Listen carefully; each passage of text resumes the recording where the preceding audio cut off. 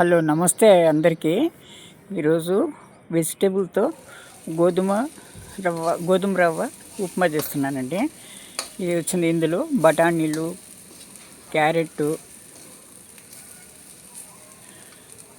ఆలు ఇవంతా కోసుకొని ముక్కలుగా చేసుకున్నానండి. చిన్న చిన్న ముక్కలుగా కోసుకున్నాను.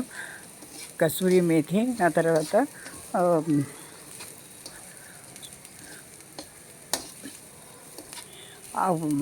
ఉల్లిపాయ, పచ్చిమిరపకాయలు, ఒక టమాటా అన్నీ సన్నగా తరుక్కొని అన్నీ వేయించుకొని గోధుమ రవ్వ కూడా వేసుకొని వేయించుకున్నానండి.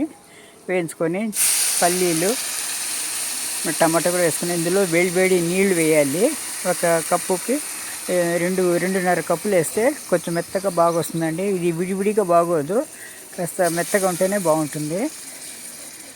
అందుకని ఇది బాగా వేసుకున్నాను అనమాట. కొత్తిమీర ముందు వేసేసాను. జీడిపప్పు కూడా కొద్దిగా వేసాను. కొద్దిగా నెయ్యి వేసాను. తర్వాత మూత పెట్టి ఒక 5 నిమిషాలు పెట్టేసినామంటే సిమ్లో బాగా చక్కగా ఉడికి మెత్తగా బాగుంటుందండి. ఇది మనం ఏ కప్పులో వేసుకుంటే ఆ కప్పు ఆకారంతో వస్తుందన్నమాట. ఈ గోధుమ రవ్వ చాలా టేస్టీగా ఉంటుందండి. ఈ ఆకుకూరలు వేసుకోవడం వల్ల ఇంకా ఉప్మాకు మంచి రెట్టింపు టేస్ట్, కమ్మదనం వస్తుందన్నమాట. చివరిలో నిమ్మకాయ రసం పిండుకోవాలండి. ఇది కసూరి మెతిగా వేశాను నేను.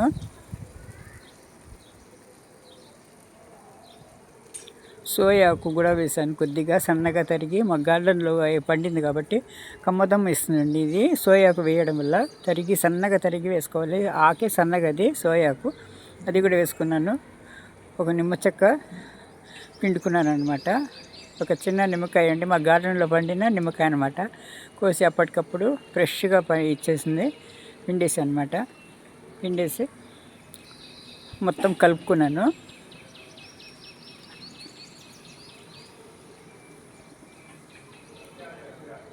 అదండి సోయాకు, కొత్తిమీర అనమాట చల్లేసుకోవాలి. చివరిలో కూడా గార్నిష్ కొద్దిగా పెట్టుకున్నాను.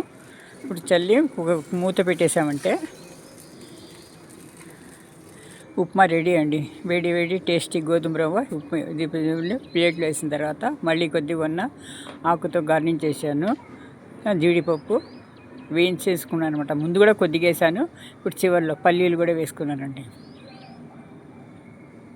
Thank you for watching.